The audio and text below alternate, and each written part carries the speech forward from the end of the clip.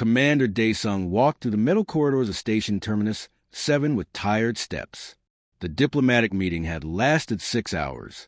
6 long hours of talking with alien delegates who did not trust humans. 6 hours of explaining why he should be allowed to keep his dragons. His head hurt and his shoulders felt heavy. But none of that mattered now.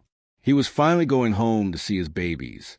The door to his quarters slid open with a soft hiss. Daesung stepped inside, holding a bag of special food supplements he had picked up from the station market. The dragons needed these vitamins to grow strong and healthy. He had spent half his monthly salary on them, but he did not care.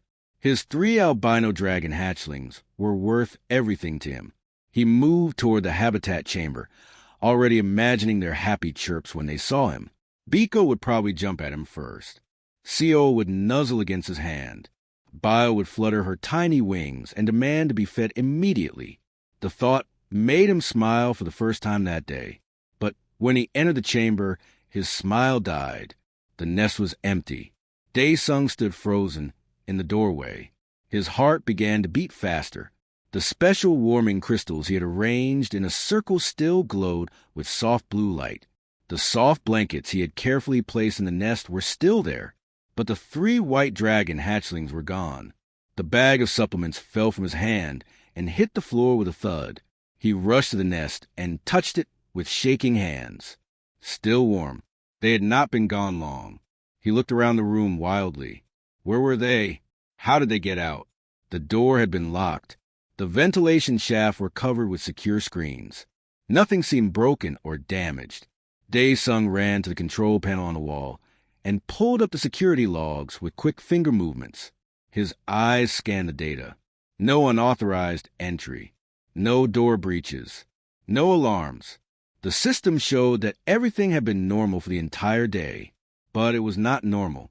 His dragons were missing. His mind raced through terrible possibilities. Someone must have stolen them. Celestial dragons were extremely rare. Some collectors would pay millions of credits for even one hatchling. Or maybe someone who hated humans had taken them to hurt him. Or worse, maybe the hatchlings had somehow escaped and were now lost in the dangerous maze of station corridors. With trembling fingers, he pressed the emergency communication button on his wrist device. Dr. Kyungmi answered within seconds. Her face appeared on the small holographic screen, looking concerned. She knew him well enough to see the panic in his eyes immediately. "They're gone," Daesung said. His voice came out rough and broken. "The hatchlings. All 3 of them. They're gone." Kyungmi's eyes widened. "I'm coming right now. Don't alert station security yet. We need to think about this carefully." She arrived 10 minutes later, carrying her scanning equipment. Daesung was pacing back and forth in front of the empty nest like a caged animal. He could not stand still. Every second that passed meant his hatchlings were farther away or in more danger. Kyungmi immediately began scanning the room with her devices. She was calm and methodical, but Daesung could see the worry in her face too. She understood what these dragons meant to him. She had been there when the eggs first arrived 2 years ago. She had helped him learn how to care for them. She knew he had given up almost everything in his life to raise these creatures. The ventilation shaft screen. Kyungmi said suddenly, "Look at this." Daesung hurried over. She was pointing at the screen covering the air vent near the ceiling. It looked normal at first, but when he looked closer, he could see tiny scratch marks around the edges. The screws were slightly loose. "They open it themselves," Kyungmi said with amazement in her voice. "They're smarter than we thought. They unscrewed it from the inside." "But why?" Daesung asked. "Why would they leave? They have everything they need here. Food, warmth, safety. Why would they go?" Kyungmi shook her head. "I don't know, but we need to find them before anyone else does. If the wrong people discover 3 celestial dragon hatchlings wandering the station, there will be panic. Or worse, someone might try to capture them." They spent the next 4 hours searching. They checked cargo bays and storage rooms. They crawled through maintenance tunnels. They asked quiet questions to people they trusted. But there was no sign of the 3 white hatchlings anywhere. As the hours passed, Daesung felt his control slipping away. His careful composure that he always maintained as a commander was cracking. His hands shook. His throat felt tight. These were not just valuable creatures he was responsible for. They were his family. He had raised them from eggs. He had stayed up through countless nights when they were sick. He had taught them to fly. He had comforted them when they had nightmares. And now they were gone. Word began to spread through the station despite their efforts to keep it quiet. Whispers traveled through the corridors. Dae-sung could feel eyes watching him as he searched. Some aliens looked at him with suspicion, others with something that looked like satisfaction. Many species in the galactic community did not think humans should be allowed to care for powerful creatures like celestial dragons. By evening, Counselor Veldar appeared. He was a tall reptilian alien with cold yellow eyes. He had been one of the loudest voices against allowing Dae-sung to keep the dragons. Now he stood in the corridor outside Dae-sung's quarters with his arms crossed. "I heard about your missing creatures," Veldar said. His voice was smooth but had sharp edges. "This is exactly what I warned the council about. Humans are too emotional and careless to handle such responsibility." Dae-sung wanted to shout at him. He wanted to grab the counselor and demand that he help search instead of standing there making speeches. But he forced himself to stay calm. Getting angry would only prove Veldar's point. "I will find them," Dae-sung said quietly. "Perhaps," Veldar replied, "or perhaps this incident will finally convince the council that those dragons belong in proper custody, not with a human who cannot even keep them secure." The counselor walked away, leaving Dae-sung standing in the empty corridor. Night came to the station. The lights in the corridors dimmed to their evening setting. Most people went to their quarters to rest. But Dae-sung kept searching. His eyes were red from tiredness. His legs ached, but he could not stop. Somewhere on the station, 3 small white dragons were alone and possibly scared. They needed him. Finally, at nearly midnight, Kyung-mi gently touched his shoulder. "Dae-sung, you need to rest. We've searched everywhere twice. Maybe we should alert full station security in the morning." He wanted to refuse, but his body was exhausted. His mind was foggy from worry and lack of sleep. He nodded slowly. Back in his quarters, Dae-sung collapsed against a wall and slid down to sit on the floor. He stared at the empty nest across the room. The warming crystals had dimmed. The blankets looked cold and abandoned. Had he failed them? Had he done something wrong? He thought he had been a good caretaker. He had studied everything about dragon care. He had followed every protocol. He had loved them with everything he had. But love had not been enough to keep them safe. Love had not stopped them from leaving. Dae-sung closed his eyes. Tomorrow he would search again. Tomorrow he would find them. He had to. But tonight, all he could do was sit in the darkness and hope that wherever his dragon babies were, they were safe and warm. In the residential section of Station Terminus 7, a woman named Mi-sun stood outside her daughter's bedroom door. Her hand was frozen on the door handle. Her heart was beating so fast she could hear in her ears. Inside the room, she could hear soft breathing.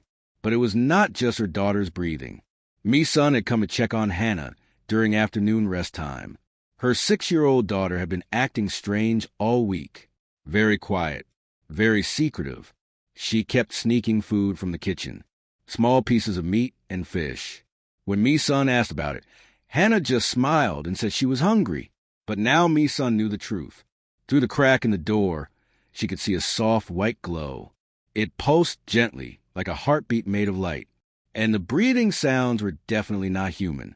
They were deeper, slower, with a strange musical quality that made her skin tingle. With shaking hands, Mi-sun slowly pushed the door open wider. What she saw made her forget how to breathe. In Hannah's small bed, under blankets decorated with stars and moons, were 3 white dragons. They were not very big, about the size of house cats, but they were definitely dragons. Their scales gleamed like fresh snow. Their small wings were folded against their bodies, and they were curled up around her sleeping daughter like protective guardians. One dragon had its body wrapped around Hannah's head like a living pillow. Another was pressed against her chest, rising and falling with her breathing. The third was draped across her legs. All three glowed with that soft white light, and little Hannah slept more peacefully than Mi-sun had seen in months. Her small hand rested on the middle dragon's head, gently touching its scales. Mi-sun wanted to scream. Every mother instinct in her body screamed danger, but something stopped her. The room felt so peaceful, so safe. The dragons were not threatening. They looked content, happy, and Hannah looked happier than she had been in a long time. Still, these were dragons, dangerous creatures. Mi-sun backed away from the door carefully and pulled out her communication device with trembling fingers. She needed her husband. She needed him now. Captain Ji-won arrived home 20 minutes later. His wife met him at the door, her face pale and her eyes wide. Before he could ask what was wrong, she grabbed his arm and pulled him toward Hannah's room. "Don't make any sudden moves," Mi-sun whispered. "And don't yell. Just look." Jae-won looked through the doorway. His military training kicked in immediately. He recognized the creatures instantly. Celestial dragons. He had seen pictures in security briefings. These were the missing hatchlings everyone on the station was whispering about, the ones that belonged to that human commander from the Korean Stellar Fleet, and they were sleeping with his daughter. His hand moved automatically toward his sidearm. These creatures could kill Hannah with one swipe of their claws. They needed to be removed immediately. Carefully, but immediately. But Mi-sun grabbed his wrist. "Wait," she whispered. "Look at her. Look at how peaceful she is. They haven't hurt her. They've been here for days, I think. Maybe a week. And they haven't hurt her. That doesn't mean they won't," Ji-won argued, but he kept his voice low. "They're wild animals. Predators. We need to separate them. What if we scare them? What if they attack when we try to take them away from her?" They stood in the hallway, whispering frantically, trying to decide what to do. Neither of them wanted to make the wrong choice. Their daughter's life might depend on it. Finally, they agreed. They would call station security. Let the professionals handle this. Let the people who knew about dragons deal with the situation. Ji-won made the call. Within minutes, the security response came back. They were sending Commander Dae-sung immediately. He was a dragon expert. He would know what to do. Dae-sung was in the middle of planning another search when his communication device buzzed with the emergency alert. When he read the message, his knees almost gave out. His dragons had been found. They were in the residential sector. They were with a child. He ran. He ran faster than he had ever run in his life. Dr. Kyung-mi ran beside him, carrying her scanning equipment. Other people in the corridors jumped out of their way. Some called out questions, but Dae-sung did not stop to answer. When he reached the residential unit, Jae-won and Mi-sun were waiting outside. They looked terrified. Dae-sung's heart sank. Were his dragons hurting the child? Had they attacked? Was he too late? Are they? Dae-sung could not finish the question. "They're sleeping," Mi-sun said quietly. "All of them. Your dragons and our daughter. They're just sleeping together." Dae-sung moved to the bedroom door. He looked inside, and what he saw made his breath catch in his throat. There they were, Biko, Seol, and Bile, his three precious hatchlings. Safe, unharmed, but they were not alone. They were cuddled up with a small human girl, all of them sleeping peacefully under star-patterned blankets. It made no sense. Celestial dragons were solitary creatures. They barely tolerated touch, even from him, and he had raised them since they were eggs. They certainly did not cuddle with strangers. They did not seek out warmth from other beings. They were proud, independent, and distant. But here they were, pressed against this child like she was their mother. And the feeling he got from them through their bond was something he had never felt before. Pure contentment. Complete peace. They were happy. Truly happy. Dr. Kyung-mi pushed past him gently and began scanning the room with her equipment. Her eyes grew wider as she read the data. "This is incredible," she whispered. "Their stress levels are almost zero. I've never seen them this calm. And there's something else. There's an empathic resonance between the girl and the dragons, an actual bond forming." The commotion slowly began to wake little Hannah. Her eyes fluttered open. She looked around at all the adults crowded in her doorway. She did not look scared or surprised. She just smiled sleepily. Her hand moved gently over Seol's head. The dragon made a soft chirping sound and nuzzled closer to her. "Hi, Mama," Hannah said to Mi-sun. "Hi, Papa. Did I sleep too long?" "Hannah," Jae-won said carefully, "those are dragons. Do you know that? They're dangerous." Hannah looked down at the 3 white dragons cuddled against her. She looked confused by her father's words. "They're not dangerous," she said simply. "They're my friends. They were cold and lonely, so I let them sleep with me to make them warm." "How long had they been coming here?" Dae-sung asked. His voice was gentle. He did not want to frighten the child. Hannah counted on her fingers. 7 days, I think. They came through the air vent. I gave them some of my lunch meat. They liked it. Then they stayed. "Weren't you scared?" Mi-sun asked. Hannah looked even more confused. "Why would I be scared? They're nice. They just needed someone to be kind to them." Dae-sung stepped into the room slowly. He reached out toward Biko, trying to call the dragon to him. Biko lifted his head and looked at Dae-sung. There was recognition in those eyes. But the dragon did not move from Hannah's side. For the first time since he had bonded with him, his dragons chose someone else over him. It should have hurt. It should have felt like betrayal. But all Dae-sung could feel was wonder, and perhaps a little bit of sadness. He had given these creatures everything he had. But somehow, this small child had given them something he could not. What's going to happen now? Jae-won asked. "You're going to take them away, right?" Dae-sung looked at his dragons, then at Hannah, then at the readings on Kyung-mi's scanner, showing how calm and content the hatchlings were. "I don't know," he admitted. Outside the residential unit, word was spreading fast. People gathered in the corridors. Aliens and humans alike whispered about what had been discovered. A human child sleeping with 3 celestial dragons. It was impossible. It was unprecedented. It was miraculous. Counselor Veldar pushed through the crowd. His face was cold with anger. He demanded to be let inside. When security refused, he called for an emergency council session. This situation, he declared loudly, proved exactly what he had been saying. Humans could not be trusted with powerful creatures. The dragons must be removed from human custody immediately. But inside the small bedroom, none of the politics mattered. Hannah looked up at Dae-sung with innocent eyes. "Are you there, Papa?" she asked. "Yes," Dae-sung said. "I've been taking care of them since they hatched." "Can they stay a little longer?" Hannah asked. "Just for a little while? They like it here. I can tell."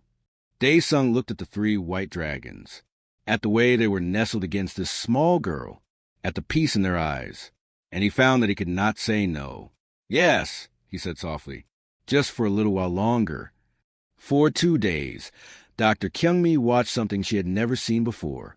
She set up her equipment in a corner of Hannah's small room and recorded everything. The data she collected changed everything she thought she knew about dragons and humans. Hannah talked to the dragons like they were her friends. She told them stories. She sang them songs. She gently brushed their white scales with a soft cloth, and the dragons responded. They chirped when she spoke. They pressed their heads into her small hands. They followed her around the room with their eyes. The scanner showed something amazing. When Hannah was near the dragons, they became calm. Their heartbeats slowed to a peaceful rhythm. Their body temperature stayed perfectly balanced. But it was more than just being calm. The dragons were happy. Truly, deeply happy in a way they had never been before. Kyung-mi called Dae-sung over to show him the readings one evening. He had been staying nearby, checking on the dragons several times each day. He still could not quite believe what was happening. "Look at this," Kyung-mi said, pointing at her screen. "Hannah has a special empathic frequency. It's rare in humans. Maybe 1 in 10,000 people have it. This frequency matches perfectly with what the dragons need emotionally." "What do you mean?" Dae-sung asked. "The dragons lost their mother before they hatched. You've given them everything they need physically. Food, shelter, safety, training. But there was something missing. Something they needed emotionally. Hannah provides that. She gives them what their mother would have given them. Unconditional love. Pure acceptance. a feeling of safety that goes deeper than just physical protection. Dae-sung sat down heavily in a chair. He felt strange. Part of him felt proud that his dragons had found what they needed, but another part felt like he had failed them somehow. "I tried," he said quietly. "I tried to give them everything. I studied for years. I gave up my career advancement to care for them. I haven't had a day off in 2 years. But it wasn't enough." Kyung-mi put a hand on his shoulder. "You're looking at this wrong. Dae-sung, you didn't fail. You gave them structure and knowledge. You taught them how to survive. What Hannah gives them doesn't replace what you give them. It complements it. They need both of you." Through the doorway, they could see Hannah sitting on her bed. Seo was curled in her lap. She was reading a picture book to the dragon, pointing at the colorful images. Seo's eyes followed her finger with clear interest. "She's 6 years old," Dae-sung said. "How does a 6-year-old child understand what they need better than I do?" "Because she doesn't overthink it," Kyung-mi replied. "She just feels what they need and gives it to them. No theories, no protocols, just pure empathy." But while Dae-sung and Kyung-mi were beginning to understand what was happening, not everyone on the station felt the same way. In the council chambers, Counselor Veldar was gathering support for his position. He stood before the assembled representatives from dozens of alien species. His voice was smooth and confident. "This situation proves what I've been saying for months," Veldar declared. "Humans are too emotional to handle powerful creatures responsibly. The dragons escaped from their secure containment. They wandered freely through the station. They could have hurt civilians. And now we discover they have bonded with a human child. A child. This is not proper care. This is chaos." Several alien delegates nodded in agreement, a tall insectoid being clicked its mandibles. "Celestial dragons require discipline and order," the insectoid said. "Not coddling and sentiment. In my culture, we would never allow such attachments. They make creatures weak." A reptilian delegate added, "Humans claim they can control these dragons, but they cannot even keep them contained. How can we trust them with creatures that will one day be powerful enough to destroy cities?" But there were other voices too. A furry mammalian alien stood up. Her species was known for their strong family bonds. "Perhaps we should consider that humans offer something different," she said carefully. "My people have observed human behavior for decades. They form deep bonds with other species in ways we do not. Maybe this is not weakness. Maybe it is a different kind of strength." "Strength," Veldar scoffed. "It is emotional instability. Humans let feelings cloud their judgment. They become attached to things they should remain distant from. This makes them unpredictable and dangerous." The debate continued for hours. The council could not agree. Finally, they made a decision. They would allow the current situation to continue for 1 week under strict observation. After that week, they would vote on whether the dragons should remain in human custody or be transferred to a different species for care. When Dae-sung heard about the decision, his stomach tightened with worry. 1 week. He had 1 week to prove that humans could be trusted with these creatures. 1 week to show that the bond between Hannah and the dragons was real and valuable. 1 week to convince aliens who already doubted humanity. That evening, he sat with Hannah's parents in their small living area. Jae-won and Mi-sun looked as worried as he felt. "What happens if the council votes against us?" Jae-won asked, "Will they take the dragons away?" "Yes," Dae-sung said. "Veldar has been working toward this for months. He wants to prove that humans are unfit to participate in certain aspects of galactic society. The dragons are just his excuse." "But Hannah loves them," Mi-sun said softly. "And they love her. Anyone can see that. How can they ignore something so obvious?" "Because many species don't understand love the way humans do," Dae-sung explained. "Some species see emotional attachment as a weakness, a flaw, something to be controlled or eliminated." On the 3rd day of observation, the council made an unusual request. They wanted to hear from Hannah herself. They wanted to ask her questions about the dragons. Kyung-mi thought it was a good idea. Let them see the innocence and purity of the bond. But Jae-won and Mi-sun were not sure. They did not want their daughter to be scared by a room full of alien beings. In the end, they agreed. They would let Hannah speak to the council if she wanted to. The council chamber was large and circular. Representatives from many different species sat in rows around the room. Some looked like reptiles. Some looked like insects. Some looked like creatures from nightmares. But Hannah did not seem frightened. She stood in the center of the chamber, holding her mother's hand, and looked around with curious eyes. Veldar spoke first. "Child, do you understand that the creatures you've been playing with are dangerous?" Hannah tilted her head, thinking about the question. "My pop is dangerous too," she said, pointing at J1. "He used to be a fighter pilot. He knows how to fly ships with big weapons. But he's also very kind. He makes me breakfast every morning. Being dangerous doesn't mean being bad." Some of the council members shifted in their seats. It was a simple answer, but it was hard to argue with. Another alien asked, "Why did you help the dragons? Why did you let them stay with you?" "Because they were sad." Hannah said simply, "I could feel it. They came to my room looking for something. I think they were looking for someone to make them feel safe. So I did.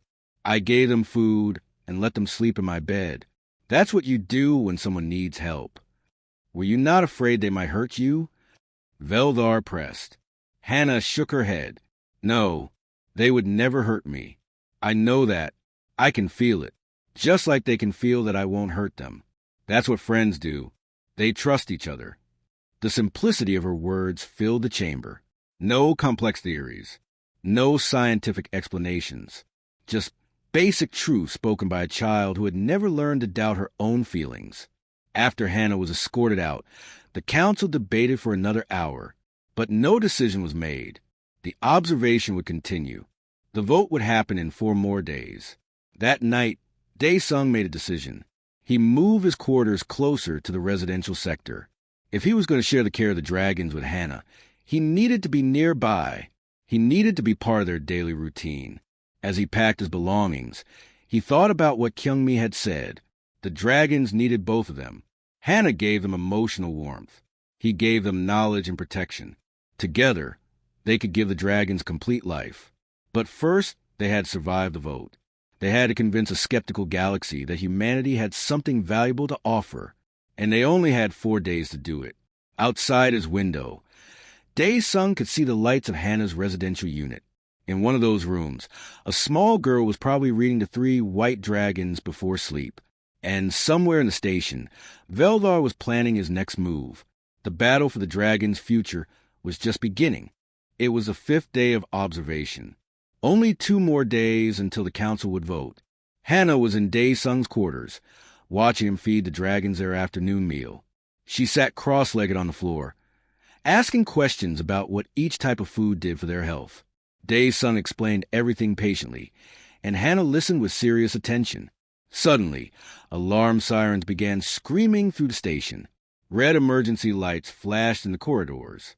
An automated voice announced over the speakers in a calm but urgent tone. "Containment breach in Xenobiology Lab 7.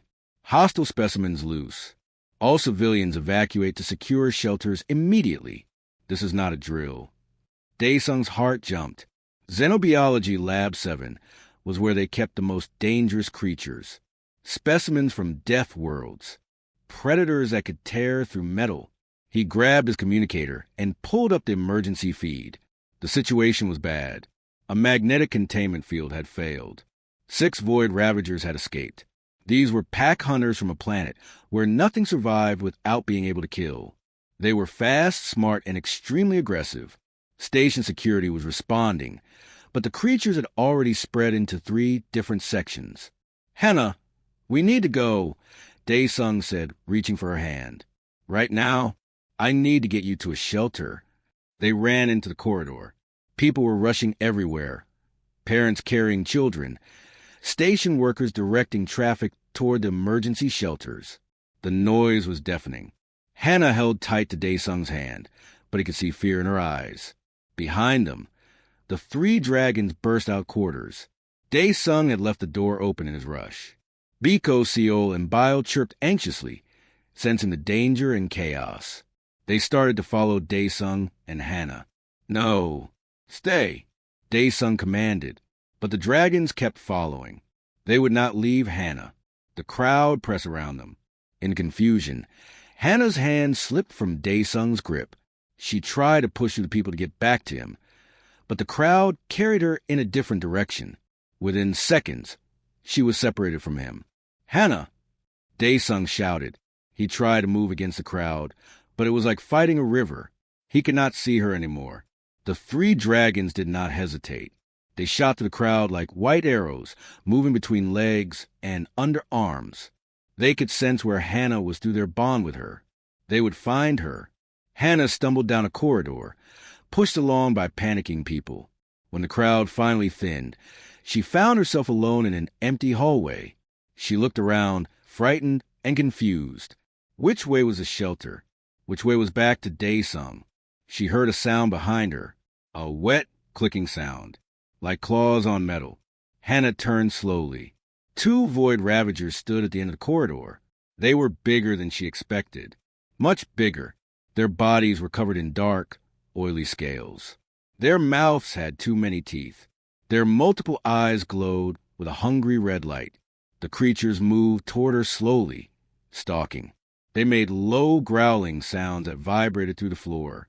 Hannah backed away until her back hit the wall. This was a dead end. There was nowhere to run. The ravagers crouched, preparing to jump. Hannah closed her eyes and thought of her parents, of Dae-sung, of the three white dragons who had become her friends. Then three white blurs exploded into the corridor. Biko slammed into the first ravager from the side, his small body hitting with shocking force. Seol and Bile went for the second one, working together to drive it back. The ravagers shrieked in surprise and anger. The dragons were so much smaller than the ravagers, but they fought with incredible fury. They placed themselves between Hannah and the danger, their white scales glowing brighter and brighter. Their eyes blazed with protective rage. For the first time since hatching, the young dragons used their breath weapons. Biko opened his mouth and a stream of white-hot energy shot out, striking the ravager in the chest. The creature howled and staggered backward. Seol and Bile followed with their own attacks, beams of searing light that pushed the second ravager away from Hannah. But the power was wild, uncontrolled. The dragons were young and had never used these abilities before. The energy crackled around them dangerously. They could hurt themselves. They could lose control completely. Hannah saw what was happening. She saw her friends struggling. She did not think about being scared. She thought about helping them. She began to sing. It was a lullaby her mother sang to her every night. A simple, gentle song about stars and sleep and safety. Her voice was small in the loud corridor, but somehow the dragons heard it. The wild energy around them started to calm. The crackling light became steady and focused. The dragons' attacks became precise instead of chaotic. They were still fighting, still protecting, but now with control. Biko roared and released another burst of energy. This time it hit exactly where he aimed, forcing the first ravager to the ground without killing it. Seol and Bile worked together, their combined power pushing the second creature back until it collapsed, unconscious but alive. Hannah kept singing, even as tears ran down her face. She sang until the corridor was quiet except for her voice and the soft breathing of the dragons. That was when Dae-sung arrived with the security team. He had been running through corridors, following the sounds of fighting, terrified of what he would find. When he burst into the corridor, he stopped so suddenly that the security officers almost ran into him. Two void ravagers lay on the floor, unconscious but breathing. Three white dragons stood in a protective circle around Hannah, their scales still glowing with power. And the little girl sat against the wall, humming softly, completely unharmed. The security cameras had recorded everything. Within minutes, the footage was spreading through the station's network. Everyone saw it. The council members saw it. Veldar saw it. They saw three young dragons fighting to protect a human child. They saw power that could have destroyed everything around them, but was controlled by a little girl's song. They saw the ravagers defeated but not killed, carefully subdued instead of torn apart. Dae-sung walked slowly to Hannah. The dragons watched him but did not move away from her. He knelt down beside them all. "Are you hurt?" he asked Hannah gently. She shook her head. "The dragons protected me. They were so brave." Dr. Kyungmi arrived, and immediately began scanning the dragons with her equipment. Her eyes grew wider and wider as she read the data. "This is remarkable," she said. "They used their breath weapons for the first time. That kind of power at their age should have been completely wild, uncontrollable. But look at the precision of the damage. They knew exactly what they were doing, and they chose not to kill. They chose restraint." "How?" one of the security officers asked. Kyungmi pointed at Hannah. She was their anchor. Without her calming presence, those dragons would have gone completely wild. They might have killed the Ravagers and destroyed half this corridor. With her, they became perfect guardians, powerful but controlled, strong but merciful. Later that day, the council called an emergency session. The footage of what happened was played for all the representatives. They watched in silence. When it finished, one of the human representatives stood up. It was an older woman who had been part of the council for many years. She spoke clearly and firmly. "You have all said that humans are too emotional, too attached, that we lack the discipline to handle powerful creatures. But what you saw today proves something different. Yes, we form bonds. Yes, we care deeply. And because of that, we can turn savage power into protective strength. Those dragons could have killed today. Instead, they defended. That is not weakness. That is the greatest strength of all." Veldar stood up, his face tight with anger. "This proves nothing. The dragons were out of control. They escaped containment again. A child was put in danger because of human incompetence." But another voice interrupted him. It was Captain Jaewon, Hannah's father. He had been allowed to attend the session as a witness. "My daughter was in danger because of a containment failure in your xenobiology lab," Jaewon said, his voice hard. "Not because of the dragons. The dragons saved her life. They saved other lives, too, by stopping those Ravagers before they could reach the civilian shelters. And they did it with mercy and control that your species, Counselor, claims to value so highly." The chamber filled with voices as representatives began to argue. Some supported Veldar. Others supported the humans. The debate grew heated.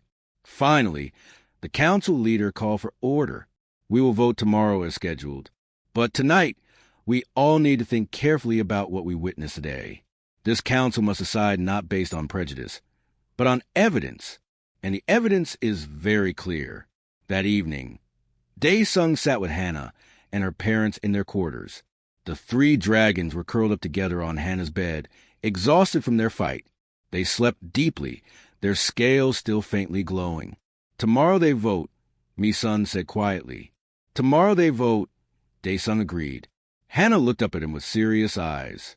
"Will they let the dragons stay with us?" "I hope so," Dae-sung said. "I really hope so." Outside the windows, the stars shone in the darkness of space. Tomorrow would decide everything. Tomorrow would show whether the galaxy was ready to accept what humans offered. Not dominance, not superiority, but connection, understanding, the power to turn even the most dangerous creatures into protectors through nothing more than love. The council chamber was completely full. Every seat was taken. Representatives from dozens of species filled the circular room. Some stood along the walls because there was no more space. Outside, crowds gathered near communication screens to watch the vote. This decision would affect more than just 3 dragons and 1 human child. It would set a precedent for the entire galaxy.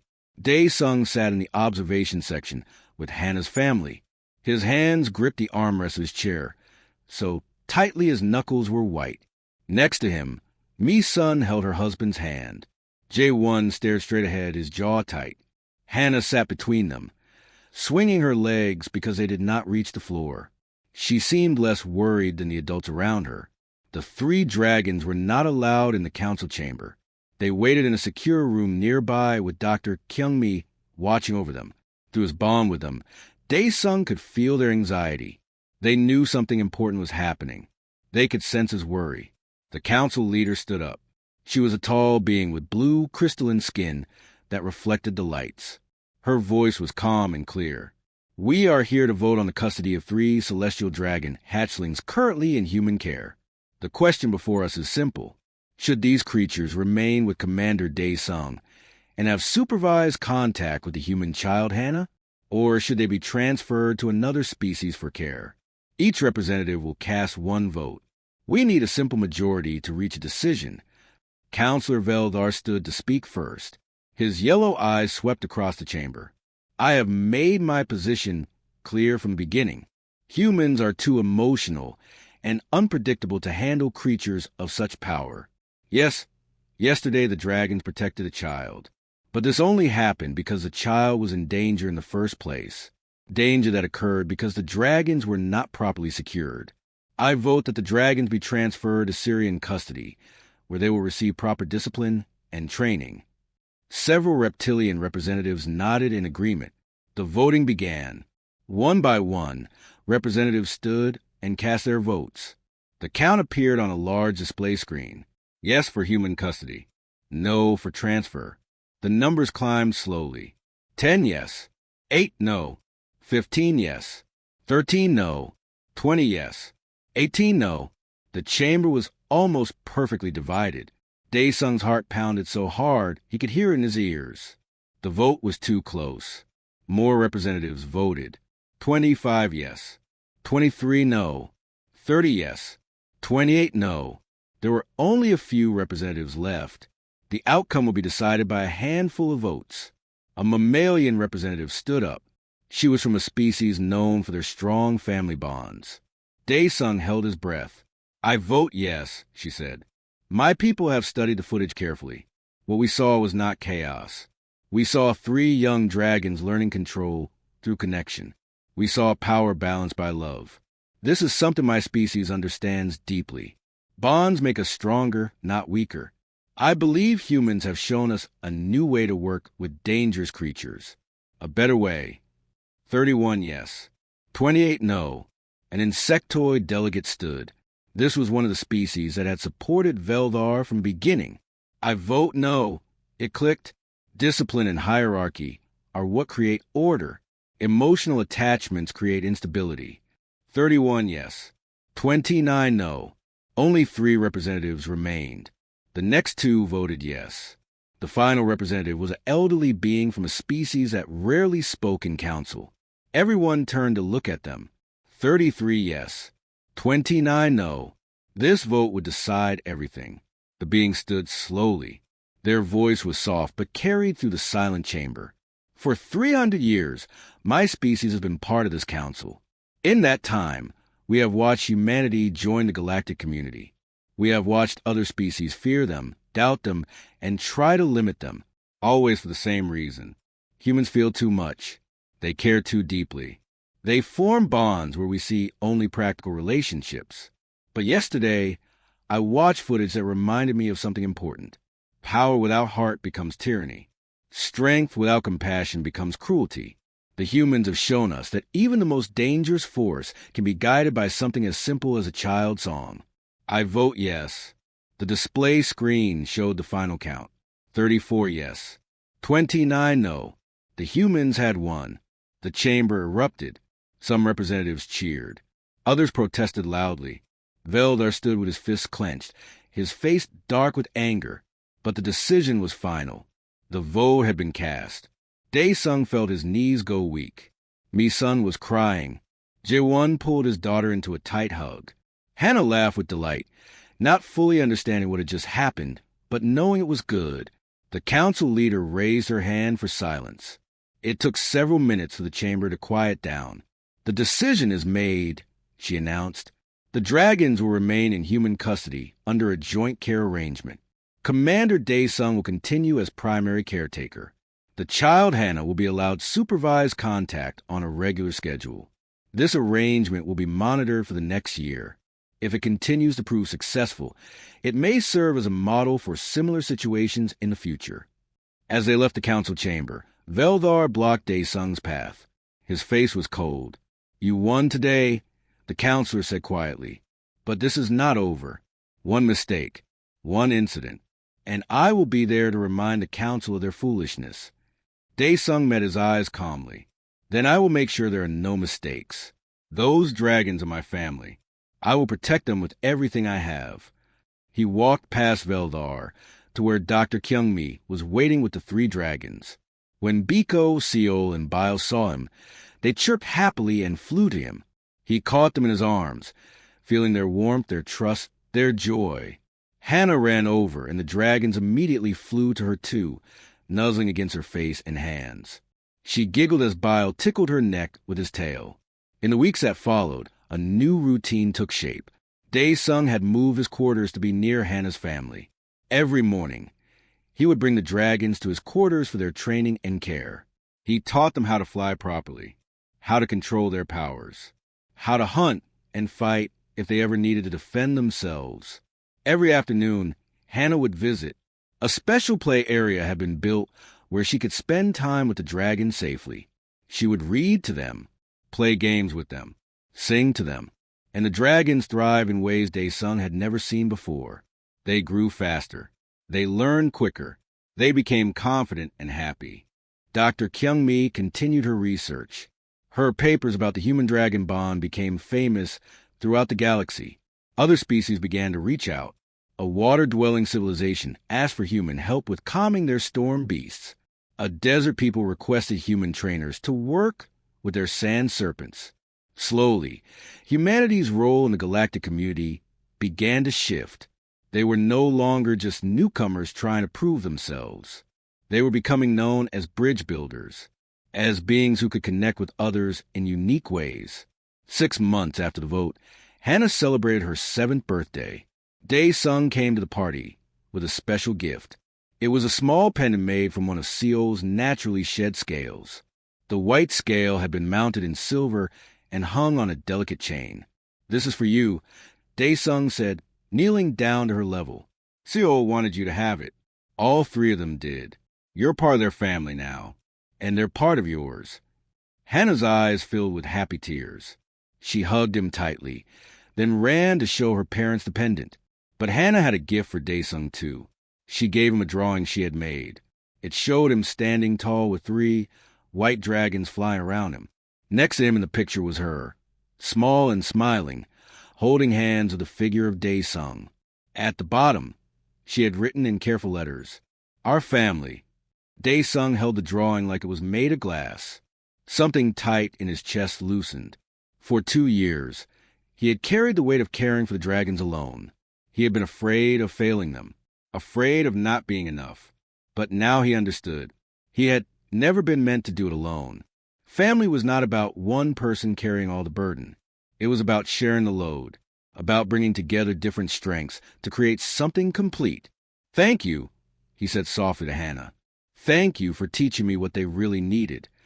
As the party continued, Dae-sung stood by the window and watched the 3 dragons play with Hannah and the other children who had come to celebrate. The dragons were gentle with the smaller kids, patient when the children were clumsy, protective without being threatening. They had grown so much in 6 months, not just in size, but in character. Dr. Kyung-mi came to stand beside him. "You know, I receive another request today. A mining colony wants help with some large creatures they discovered underground, powerful but traumatized. They can't get near them safely. They're asking specifically for human handlers." "It's happening," Dae-sung said. "Word is spreading." Yes, what started with 3 dragons and 1 little girl is becoming something bigger. Humanity is finding its place in the galaxy, not as conquerors or warriors, but as healers, as bridge builders, as beings who can form connections others cannot. That night, after the party ended and the guests had left, there was a quiet moment. Hannah was getting ready for bed. The 3 dragons were curled up in their usual spot in her room, waiting for her. Mi-sun and Jae-won were cleaning up the party decorations. Dae-sung sat in their living area, looking at the drawing Hannah had given him. Outside the window, the stars glittered against the darkness of space. Those same stars shone on hundreds of worlds, thousands of species, millions of different ways of living and thinking. And somewhere out there, other species were beginning to reconsider what humans could offer them. Not technology, not military might, but something simpler and more profound. The ability to connect, to care, to turn fear into trust and power into protection. Hannah appeared in her doorway, wearing pajamas covered with stars. The 3 dragons followed her, sleepy and content. "Commander Dae-sung," she said softly, "will you tell us a story before bed?" He smiled and stood up. "Of course. What kind of story would you like?" "A story about dragons," she said, taking his hand, "and the people who love them." As Dae-sung followed Hannah into her room, the dragons chirped happily and flew around them both. They settled onto the bed together, all 6 of them, 3 humans, 3 dragons, a family that nobody expected, but everyone now accepted. Dae-sung began to tell a story. It was about a galaxy full of different beings, about the challenges of understanding each other, about the power of connection across all barriers. Hannah listened with wide eyes. The dragons listened too, their heads resting on the bed, their eyes slowly closing. By the time the story ended, Hannah was yawning. The dragons were already asleep, their soft breathing filling the room with a peaceful rhythm. Their white scales glowed gently in the dim light. Dae-sung carefully stood up, trying not to disturb them. But Hannah's sleepy voice stopped him. "Commander, thank you for sharing them with me. The dragons, thank you for letting me be part of their family." He smiled in the darkness. "Thank you for teaching me what family really means, Hannah. Sleep well." He walked quietly out of the room, leaving the door slightly open so the soft glow from the dragons could light her way as she woke in the night. In the living area, Mi-sun handed him a cup of tea. "You're good with her," she said. "She's good with the dragons," he replied. "We all balance each other out. That's what makes this work." Later, as Dae-sung walked back to his own quarters through the quiet corridors of Station Terminus 7, he thought about how much had changed. 6 months ago, he had been alone with 3 scare hatchlings, desperately trying to give them everything they needed. Now, he was part of something bigger, a family that crossed species lines, a bond that proved what humans had been trying to show the galaxy all along, that the strongest power in the universe was not found in weapons or technology. It was found in the simple act of caring for another being, of opening your heart, of choosing love over fear. And as the stars shone eternal through the station windows, Commander Dae-sung walked with his head held high, knowing that he and Hannah together had given 3 dragons what they needed most: a home, a family, and proof that even in the vast darkness of space, connection could create light.